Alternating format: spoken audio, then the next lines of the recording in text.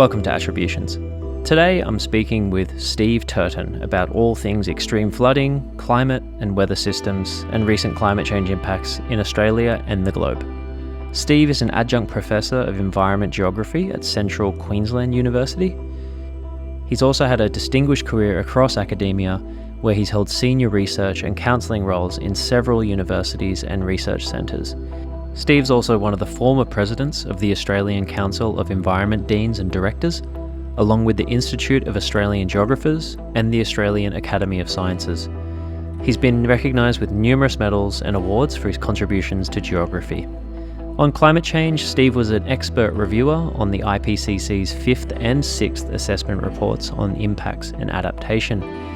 And most recently, in January 2023, his book, Surviving the Climate Crisis, Australian Perspectives and Solutions, was published. Steve and I talk about a vast number of topics, from extreme flooding in Australia to climate systems like El Niño and La Niña and how they're affecting climate change in Australia and the globe, atmospheric rivers, tropical cyclones, sea level rise, along with what solutions Steve thinks will help the globe deal with climate change's impacts. It was wonderful to get Steve's voice on Attributions, and I hope you enjoy the conversation as much as I did. Alrighty, so we are here with Steve Turton. Steve, thank you so much for coming on Attributions. Very happy to be here. Thank you, Ashley.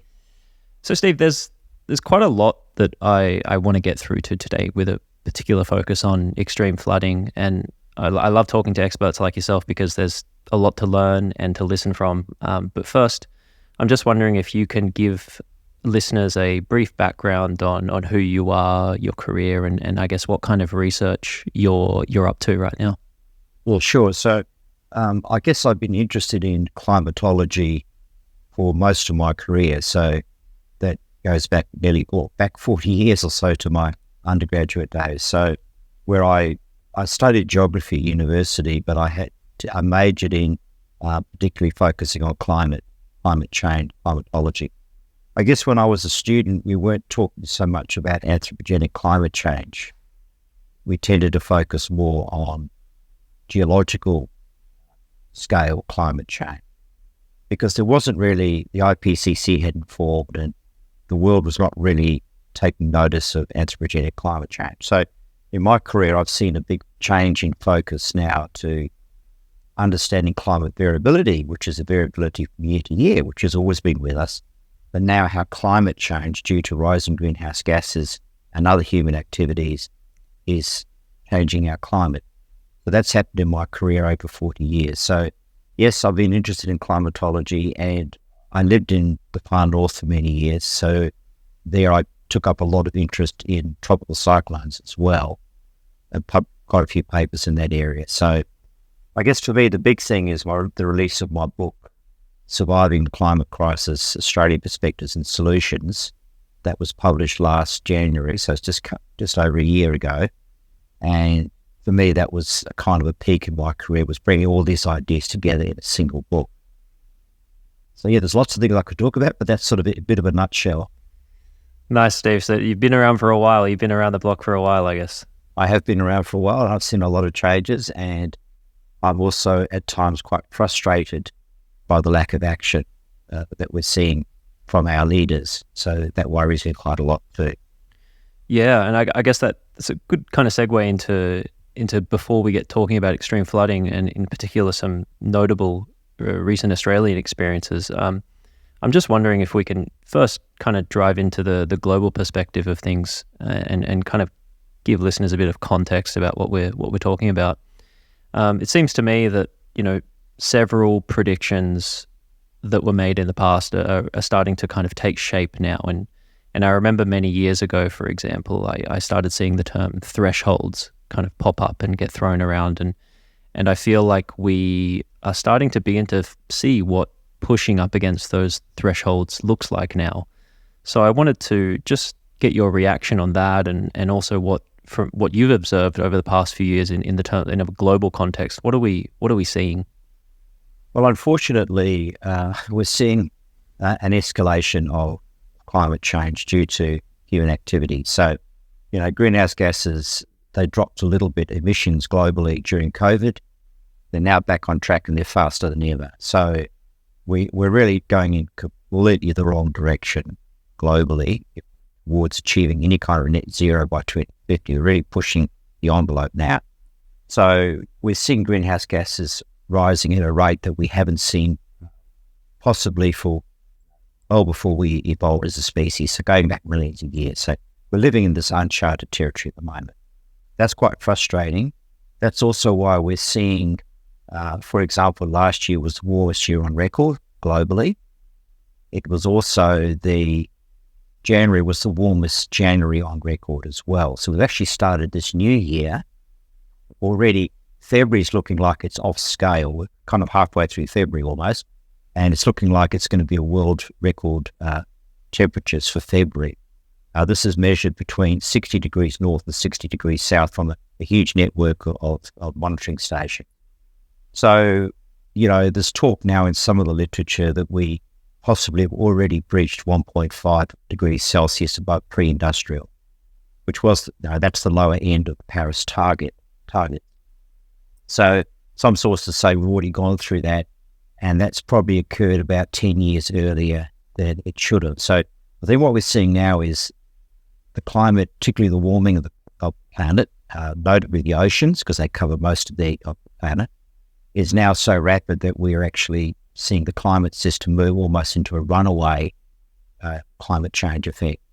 And we might even see us tipping 2 degrees above pre-industrial as early as the 2050s rather than at the end of the century. So at the moment, we're in a real tricky situation because we've pretty well said goodbye to 1.5, which was the kind of agreed target for the Paris Agreement. We're now moving more towards that 2 degrees above pre-industrial, even higher. With that, it brings a much greater risk for more extreme climate-driven events like we're seeing all around the world at the moment. Well, I think definitely in terms of climate-driven events, I think if we can zoom in on the Australian context, as I mentioned before about, in particular about flooding, for example, the continent is known for its bushfires and its droughts, I would say pretty much globally, but I think extreme flooding hasn't particularly gotten, that much global attention. But of course, Australians aren't any strangers to floods, as you'll probably describe. I'm just wondering if you can give us an overview as well of, if we zoom into an Australian context, what has Australia been seeing over the past few years, given what you've just talked about in terms of the global emissions rising and also the ocean temperatures rising and also breaching that 1.5 degree kind of limit? I guess Australia is already starting to see some of the manifestations of this, of a warming planet. So yes, bushfires, floods and droughts are no surprise to Australia. They've been part of the Australian climate system since people first moved here, probably 60,000 years ago. They've lived with that, and they've lived with several cycles of ice ages and warm period. Nonetheless, what we're seeing now is we're seeing more extremes in our climate system. So, for example, the 2019-20 bushfires in Southeast Australia, the continent, they were actually globally unprecedented. About 21% of the continent burned in 2019-20. That is a phenomenal amount of the continent, considering a large part of it is desert as well. So 21% burned, that's considered globally unprecedented. And then, of course, we went into the La Nina. We started seeing these extreme rainfall events occurring. For example, the Lismore floods, that it broke the river heights for that town or city, completely smashed the previous record and flooded out Lismore. And more recently, of course, we had the floods in far north Queensland. That was certainly the worst in 100 years for that region. So we're already seeing these effects. I also mentioned the Kimberley floods that occurred back in the earlier part of last year as well. They were record-breaking Kimberley region. They've only just fixed up that infrastructure, critical infrastructure up in the Kimberley area. So we are going to see more of these kinds of extreme events. The modelling suggests that the El Nino Southern Oscillation phenomena that is the main climate driver for Australia. That swings between extreme El Nino and extreme La Nina. Most of the time it kind of sits in the middle. What we're likely to see with a warming planet is more extreme La Niñas, more extreme El Nino, which means we are going to see more of these extreme rainfall events, river flooding events, but also just flash flooding. We're adding more heat to the atmosphere, and for every degree of warming, the atmosphere can hold about 7% extra water vapor. And we've got the right triggers in place, like we saw in far north Queensland back in December, you get these extreme rainfall rates occurring, breaking all kinds of records. This is not just in Australia, it's occurring all over the world. But of course, when the El Nino comes, provided other drivers line up with it, we're more likely to get more extreme droughts, heat waves, and it's going to put enormous pressure on our natural systems, on our economy, but also on our people as well. Not getting biodiversity that is already suffering because of climate change. If you look at the latest state of the environment report. So all of those things will become more extreme. And the modelling suggests the more warming we have, the more extreme these events will be. If we can pull warming back down, then it'll still be bad, but not as bad as it might be if we see 2 degrees above industrial. Now, I think you mentioned the word triggers before, and I guess this reminds me of something that you wrote recently online on an article that you published on The Conversation related to the flooding in North Queensland. And you mentioned the term atmospheric triggers. I'm just wondering if you can expand on that a little bit, maybe in the context of the floods that happened in North Queensland very recently. Yes, I mean, that's a good question, Ashley.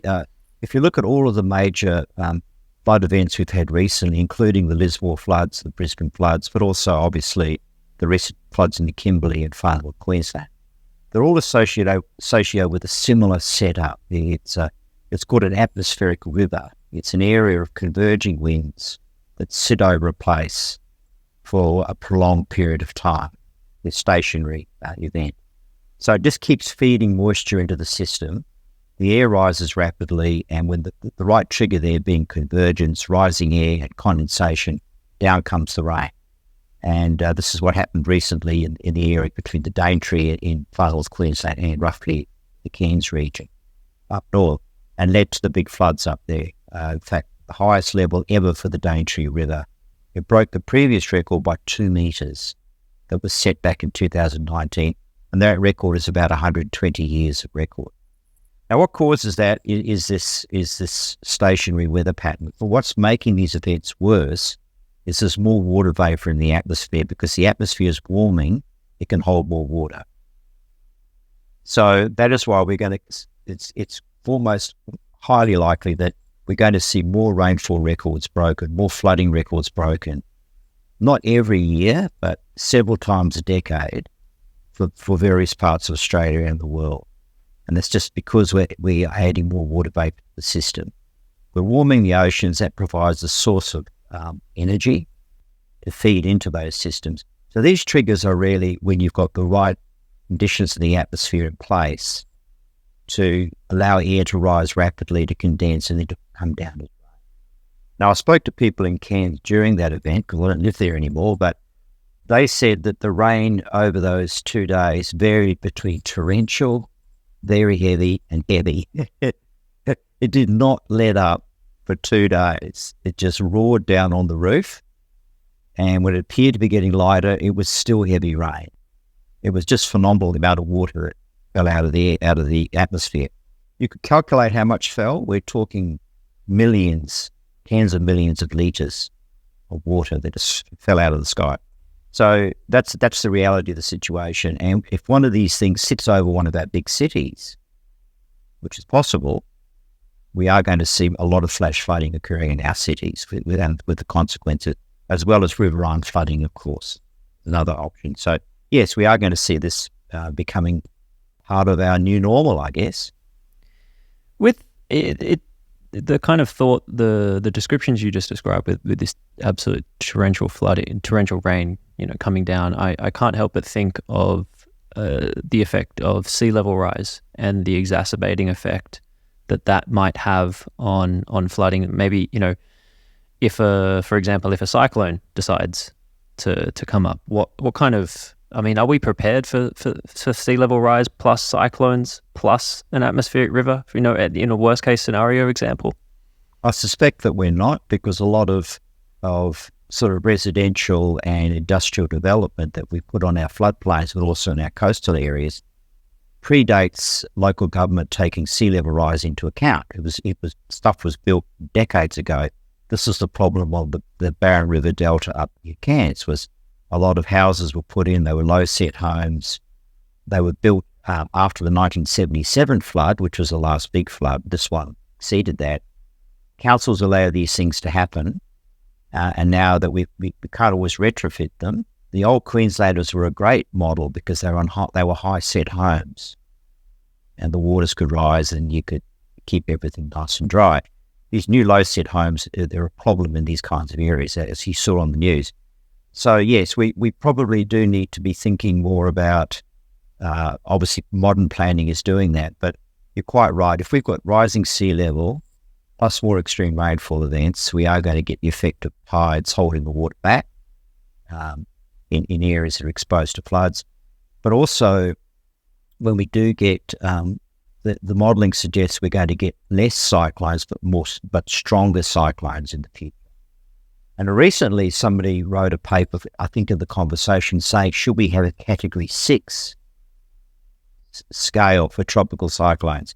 Which I have discussed with colleagues over the years, and we sort of thought, that's a bit silly. Well, probably not now. Maybe we need to think about it. So obviously, if we're going to have more severe tropical cyclones in the future, on top of sea level rise, there's a greater risk of storm surge. Likewise, we're expecting east coast lows in Australia, which occur mainly south of about Central Queensland all the way down to eastern Victoria. These east coast lows can also be quite devastating for places like Sydney, for example. Even Brisbane are exposed to these east coast lows. So that's another thing that we need to be thinking about. They are expected to become more intense, and they can also cause inundation and storm surge as well. And a lot of erosion in coastal properties in areas along the coast, particularly parts of New South Wales and southern Queensland. So that's another issue that you have raised, is we have to think about sea level rise possibly being more than what has been sort of predicted by the end of the century, which is just about a metre, just under a metre. Possibly we could start seeing those levels going up even faster, depending on what happens with Greenland, loss of ice cover from Greenland, but also from Western Antarctica. That could actually mean that we are looking at a lot more sea level rise by the end of the century, possibly up to 2 or 3 metres rather than a metre. That throws a whole lot of new issues into the mix, plus the high rainfall events as well. So all of that sort of comes together as being something that the coastal communities are going to have to deal with in the future. Yeah, it's when you realize how interconnected the system is, it always seems to grow, bigger and bigger each time, and then the effects obviously accumulate into something that for example, like an extreme flood can show. And I guess that I wanted to ask you as well, do you think what your reaction is to this is, do you think that climate change alone could be attributed to some of these extreme events that you've mentioned? Or do you think that it is a exacerbating effect on a number of different interconnected issues that kind of come together and converge? I think it's the latter. I don't think there's any evidence that anthropogenic climate change is causing new kinds of weather systems to form. So what it is doing is, we know it's exacerbating the El Niño southern oscillation cycle. So more extreme La Niñas, more extreme El Niño. And what comes with that, we know that's well understood. But it's also affecting, for example, some of the other climate drivers that affect Australia too, that we don't often hear about.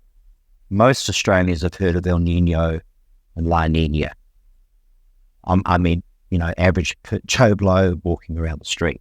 However, most Australians probably don't know about the Indian Ocean dipole. They might have heard about it, but they don't really understand what it is. Most Australians probably haven't heard of the Southern Annular Mode.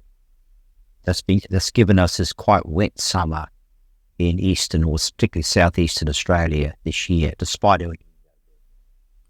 So these climate drivers are also important because they're also being affected by global warming, oceanic heating, and changes in the southern jet stream as well. So, for example, the Indian Ocean dipole, if you've got a positive phase of the Indian Ocean dipole, it exacerbates the effect of El Nino. So we get much greater drying in Eastern Australia when we have a positive Indian Ocean dipole, as we had this year up until about October.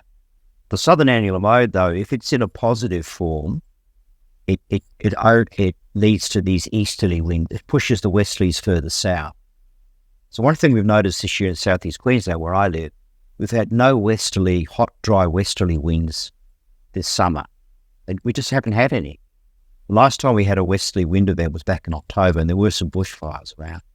We've had this constant stream of easterly winds coming in, and it's been quite a miserable summer, really. It's been wet, been extremely humid, and Sydney's been the same. They've had a very wet summer, and they've had no hot, dry days at all. They've had some hot days, but they've been very humid.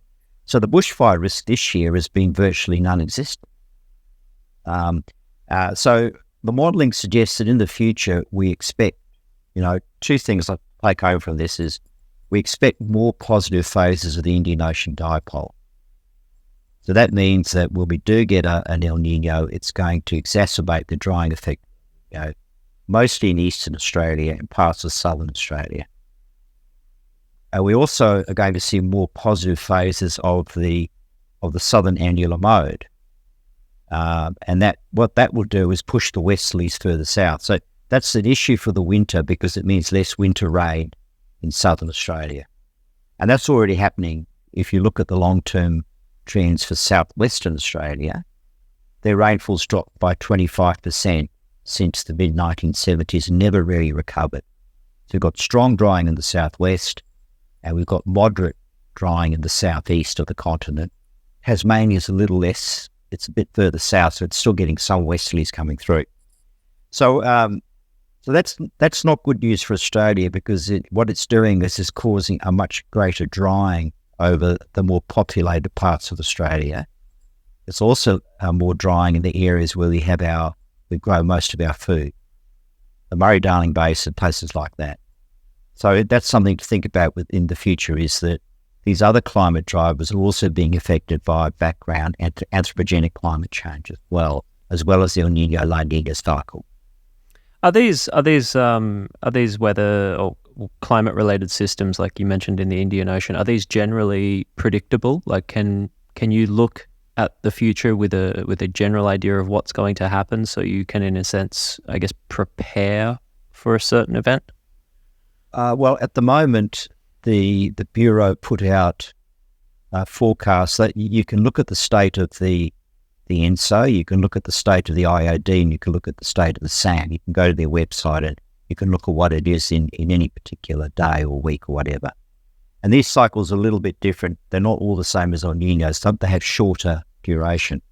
What the Bureau do when they put out a seasonal forecast, they're looking at how these interactions are occurring between those three main drivers, right? And a lot of people were saying that they did not. They said we were going to have a hot, dry summer this year. Well, if you lived in Perth, you definitely had hot, dry summer. It hasn't rained over there for ages. But in southeastern Australia, so sort of areas from about the Tropic of Capricorn right down certainly into eastern Victoria, they've had a very wet summer. It's been very wet since November. And this is because this positive southern annular mode has been dragging in these easterly winds off the Coral Sea, but also off the Tasman Sea. There's also been an area of abnormally warm sea surface temperatures sitting in the southeastern Tasman Sea. That's provided additional energy that's come in the form of rainfall. So were the Bureau right? Why did we have such a wet summer, or a pretty wet summer, when we had an El Nino?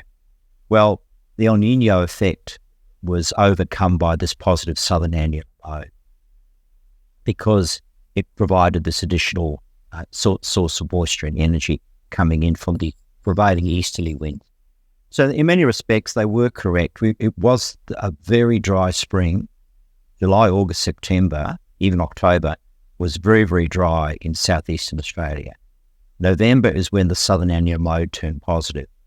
So I think we have to take greater heed about how these other secondary drivers, I still call El Nino Southern Oscillation a primary driver, because it accounts for most of our rainfall variability in Australia from year to year. There's no doubt about it. Because we're in the Pacific Ocean, we're greatly affected by it.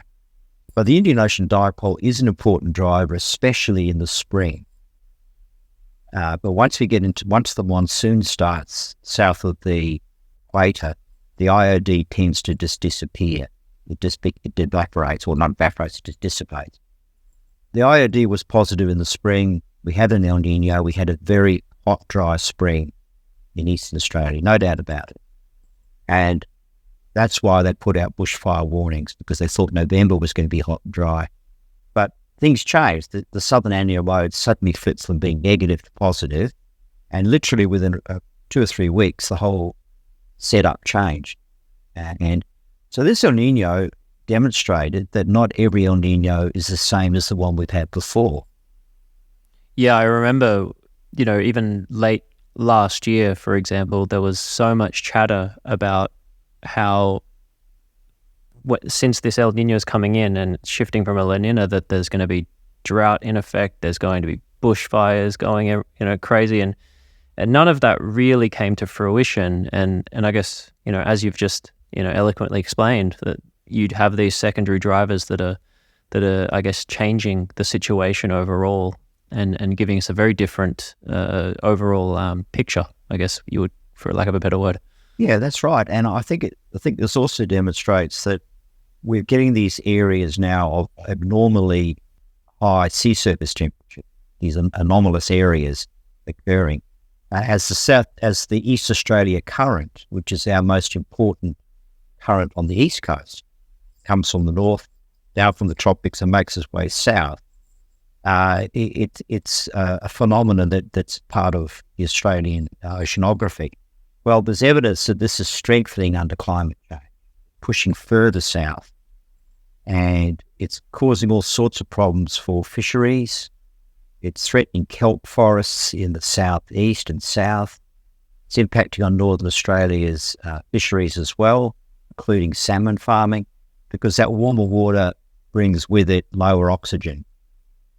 And salmon are a high-energy fish, for example, so they need a lot of oxygen. So we're already seeing this effect. And of course, not only is it impacting on our biological system, ecosystems, and our things like fisheries, it's also leading to pools of warm water that are providing this additional energy for these rainfall events that we've been having. So East Australia is an interesting area because we are seeing it is a global hotspot for warming, for sea surface temperature. It's one place identified globally as having some of the most rapid rates of warming water offshore. And that's from about Sydney down to Gippsland, that area there, into northeastern parts of Tasmania. So that's something to watch out for, because when the conditions are right, that is the source of potentially not only a marine heat wave, which can be quite devastating, but also providing a pool of warm water for extreme weather events to occur, to feed off that warm water, for example. So those changes, I think, are important. They're part of the reason why we've had this unusually wet El Nino, if I can put it that way. El Nino has now peaked. It peaked in December, and it's been weakening ever since. And we're now moving into neutral territory, which means the Pacific's getting back to a more neutral state. Now, some of the long-term models that are coming out of NOAA in the United States, for example, are pointing to a La Nina forming around August this year. I'm more likely to go La Nina than El Nino or stay neutral.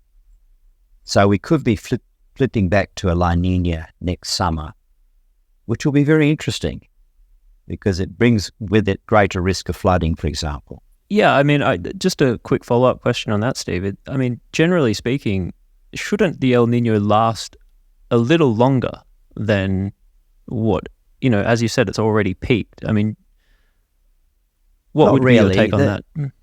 This has not been an especially strong El Nino, the one we've just had.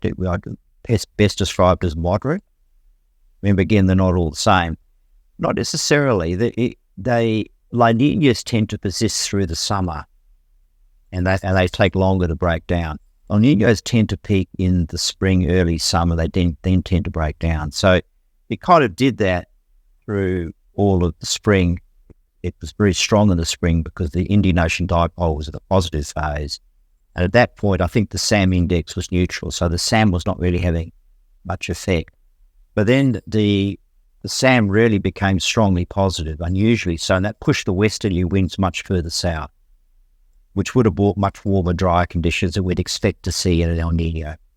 And instead, we had these easterly winds coming in, which is why we've had virtually no hot, dry days at all anywhere in Eastern Australia this summer. We've had hot, muggy days, but not hot, dry days.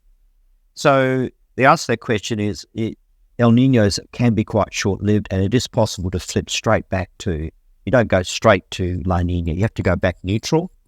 But if you look at the modelling, there's strong suggestions that by August, September this year, there'll be classic La Nina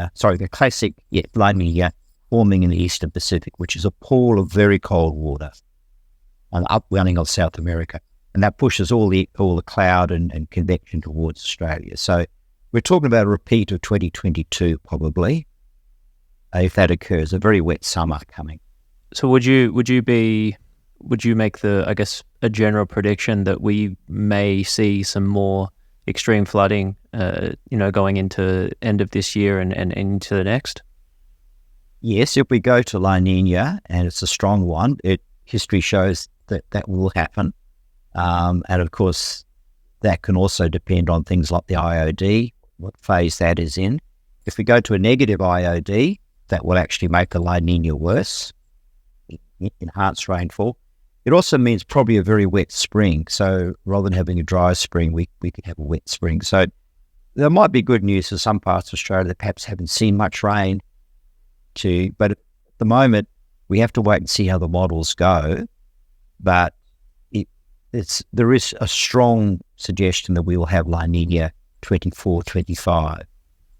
And we have to see how these other indicators move, how they change as well.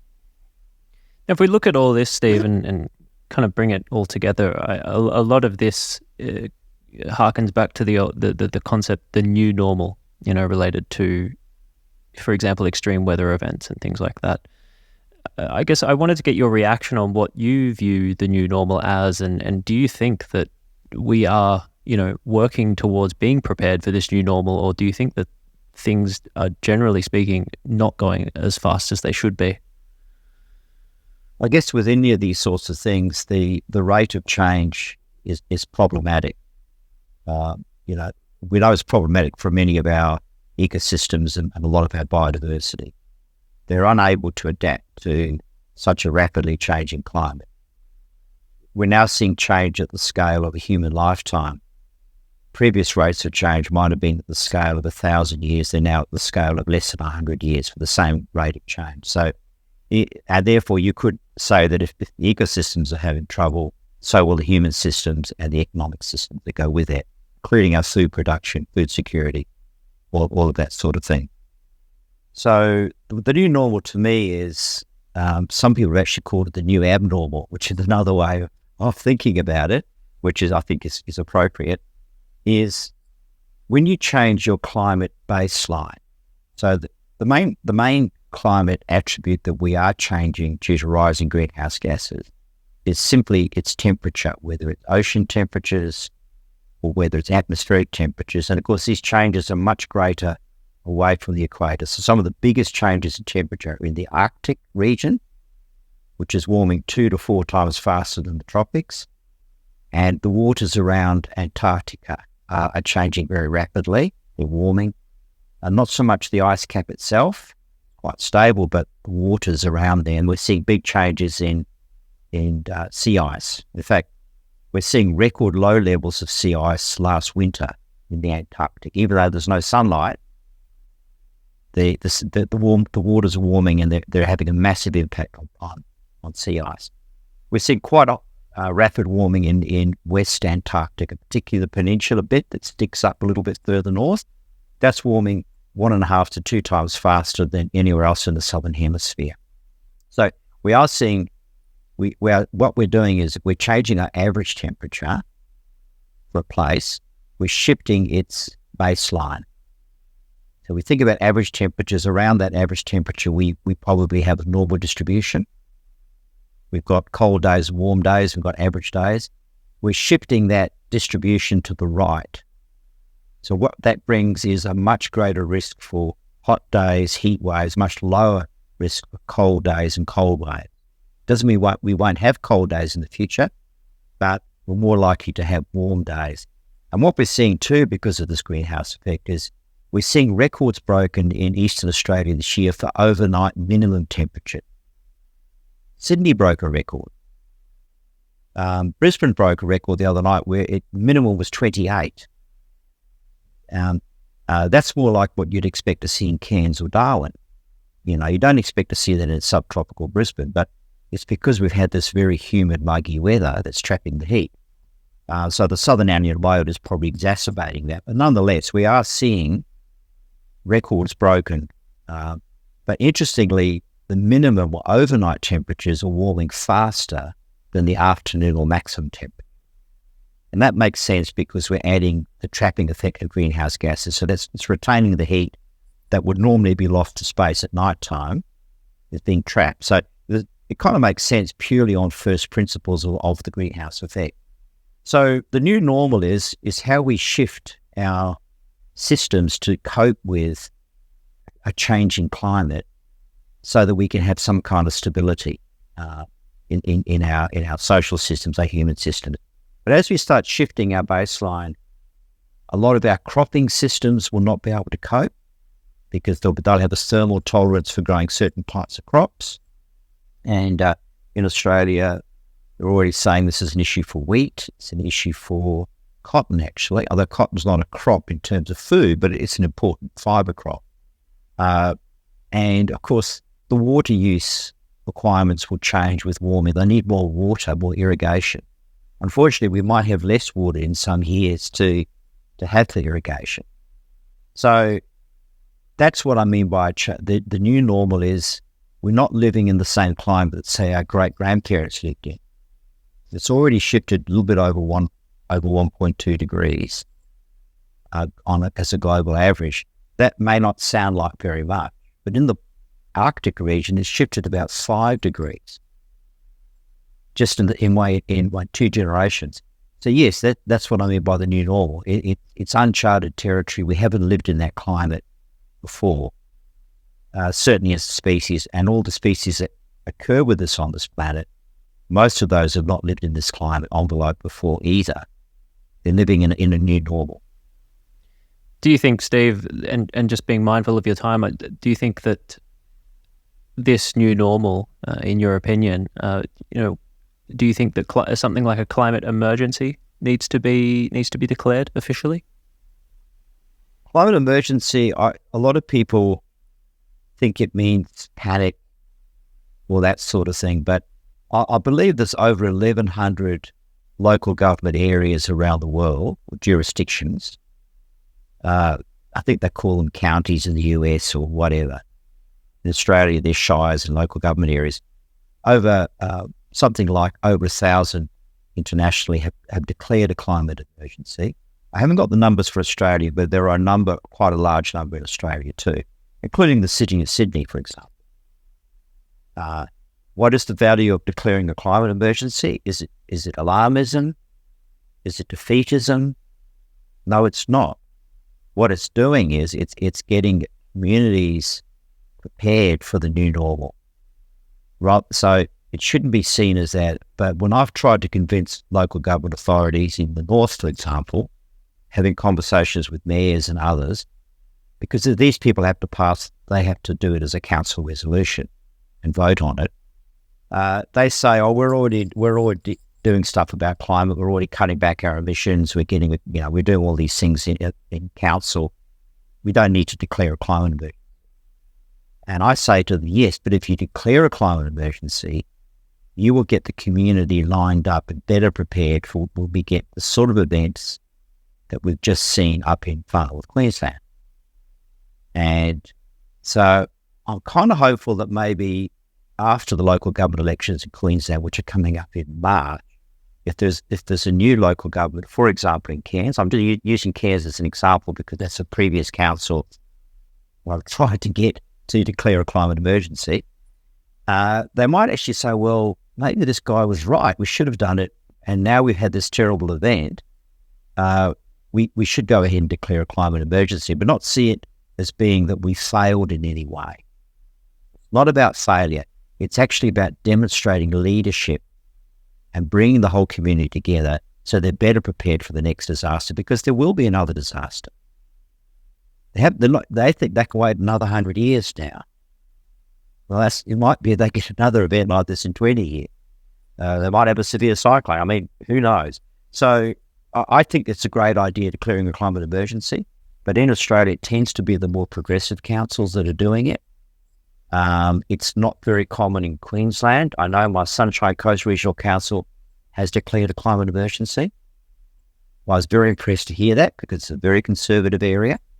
But they're pretty few and far between, which once you get into more rural parts of the country, they tend to be in the southeast, I guess, in the more progressive councils. But to me, it should not be seen as a green issue. It's actually a climate emergency is not about going green. It's about recognizing that the climate is changing and we can't do much about it, but we have to live with more extreme events. And therefore, it'll get the community more prepared, I think. And you're more likely to get funding for things too if you've demonstrated a climate emergency. There might be options for better funding, maybe from federal government, some initiatives. So I ask people to have a look at I haven't got the website with me, you might be able to share it later, but there is an international website which shows all the local government jurisdictions around the world who have declared a climate emergency. And it's a surprisingly large number that have done that. It's a good idea, and I think it's the way we should go. However, we should not keep putting it off and wait for the next emergency to come along. Well, Steve, thank you so much for your time. It's been an education talking to you, and it's been a pleasure to listen to you. Before we go, is there anywhere that you would like to point listeners to either be able to follow your work or maybe find for example, your book that you mentioned at the beginning, or any social media? Yeah, sure. So, first of all, perhaps the best place to go is to have a look at the conversation. And I've written a number of articles. I've written about the floods up north. I've written about the Townsville floods in 2019. I've written about these atmospheric rivers that I was talking about, referring again to the floods in for example, in northeast New South Wales. The Lismore floods, I should say, the recent Brisbane floods in 2022. So I have a number of conversation articles that I think people would find interesting to read, quite generalist articles. My book, yes, thank you for that. My book is called Surviving the Climate Crisis, Australian Perspectives and Solutions. It's actually a textbook aimed at master's students, but I think people who are general readers who are interested would find it quite accessible. It is available from Routledge Publishing. It's Taylor and Francis, so you can find it online if you'd like to buy a copy, an e-copy or paperback or hardcover. And I recommend it for anybody who wants to know more about Australia's climate, what drives our climate, and how climate change is impacting on our natural systems, such as the Great Barrier Reef, for example, but also our economic systems, agriculture. I mentioned agriculture, but also tourism's dependent on our climate. I also cover the energy and transportation. We're seeing big changes now in our energy sector with the move towards renewables, for example. I also have a section on social systems, so I focus on population, health and well-being, and those sorts of things. I've got a section on Indigenous people and then Australian Indigenous people's knowledge of climate and how they're adapting. So yeah, that's available if you're interested in finding out a bit more about that. Well, thanks so much, Steve. It was a pleasure to have you on here. Thanks, Ashley. Thanks for having me. If you found this episode of Attributions valuable, please don't forget to subscribe to our podcast channel, follow us on social media, share it with your friends and with your network, and visit our website at www.climateimpactstracker.com for articles and more. Thanks again for listening, and I'll see you again on the next episode of Attributions.